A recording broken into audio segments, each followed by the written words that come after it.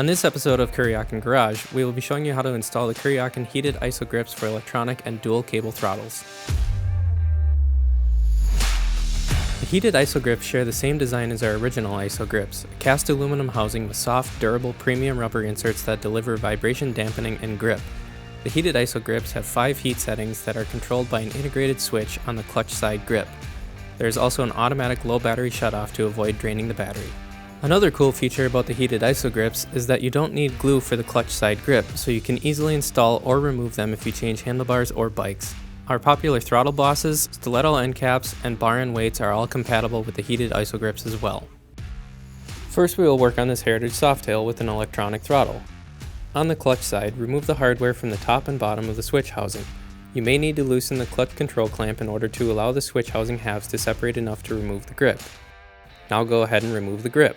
Use a razor and sandpaper to remove any glue or rubber residue and wipe off the exposed handlebar. With the wider side of the grip's flange positioned on the bottom, slide the grip onto the handlebar. Reassemble the switch housing halves and retighten the clutch control clamp.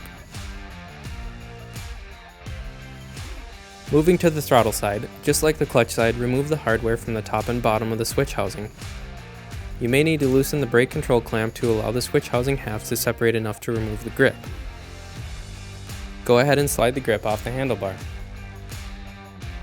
Next, slide the new grip assembly onto the handlebar and rotate it to match the clutch side grip. Once you have it perfect, reassemble the switch housing halves and retighten the brake control clamp. Check for proper throttle operation. For dual cable throttles, start by loosening the jam nuts on the throttle cables and remove the tension on the cables. Next, remove the hardware from the top and bottom of the switch housings. You may need to loosen the brake control clamp to allow the switch housing halves to separate enough to remove the grip. If you remove the brake, secure it out of the way. Now remove the cable ends from the throttle, being careful not to lose the brass ferrules.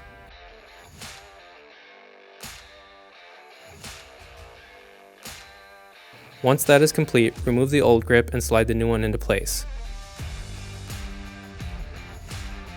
Reattach the brass ferrules to the cable and slide them into place on the throttle.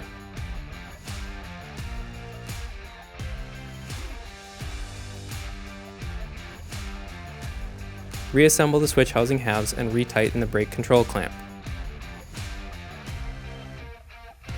Finally, adjust your throttle cables and tighten the jam nuts. Refer to your service manual for proper tightening procedures and settings. Once the new hand grips are installed, move to the wiring. Route the wires from the grips to where you decided to put the main wire harness. We chose to follow the clutch cable and the brake line for this application. Be sure to leave enough slack on the throttle side so that it can rotate freely. Plug both grips into the harness.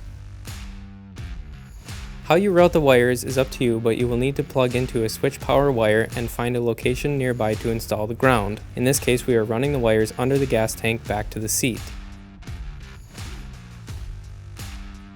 Once the wires are attached, turn on the bike to make sure that the Heated ISO-Grips are working properly and cycle them through the different heat settings.